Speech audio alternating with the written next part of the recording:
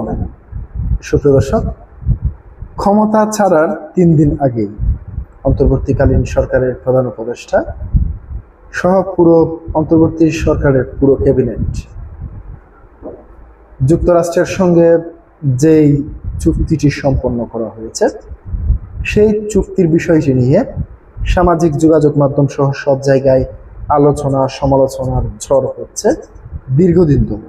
দর্শক, সেই চুক্তিতে কি রয়েছে, চুক্তিতে কি রয়েছে সেটি নিয়ে বিচার বিশ্লেষণ শুরু হয়েছে অনেক দিন আগে থেকেই। যেমন যুক্তরাষ্ট্র যে সমস্ত পণ্য রপ্তানি করে এই সরকার কিংবা বাংলাদেশ সরকার সেই সমস্ত পণ্য কিনতে বাধ্য, এবং এর আগে আমরা কখনো কোনো সরকারের আমলে এই ধরনের এত নত জাননীতি কিংবা যুক্তরাষ্ট্রের পরামর্শ ছাড়া বাংলাদেশ এক মুহূর্ত চলতে পারবে না। যেমন আমরা দেখেছিলাম বিএনপি সরকার ক্ষমতায় আসার পর থেকে যখন সারা বাংলাদেশের তেল সংকট হচ্ছিল, তখন যুক্তরাষ্ট্রের কাছে আমাদের বাণিজ্য মন্ত্রী যুক্তরাষ্ট্রের দূতাবাসে গিয়ে তেল কেনার জন্য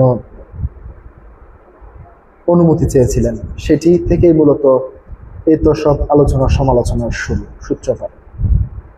প্রিয় দর্শক, আমার দেশ, আমি কোন দেশ থেকে কি কিনবো কিংবা কার সাথে বাণিজ্য করব, কার সাথে করব, সবকিছু অন্য দেশ ঠিক করে দিবে, সেটি কখনোই হতে পারে না। সারা বিশ্বে এই ধরনের যে অন্তর্বর্তীকালীন সরকারের সময়ে যে চুক্তিটি করা হয়েছে সেটি নিয়ে দেশ ও বিদেশের বিভিন্ন মাধ্যমে আলোচনা হচ্ছে।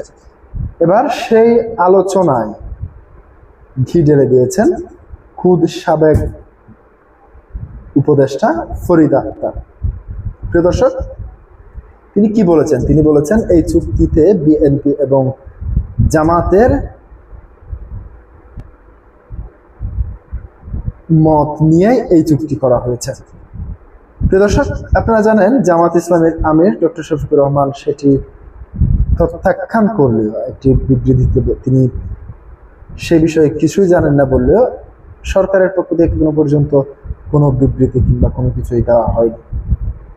উল্টো আমরা দেখেছি তৎকালীন যিনি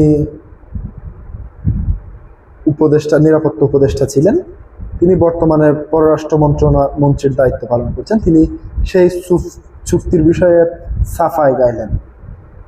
প্রিয় দর্শক, এবার ফরিদ আক্তার কি বলেছেন? ফরিদ আক্তার বলেছেন যে এই চুক্তিটি করার আগে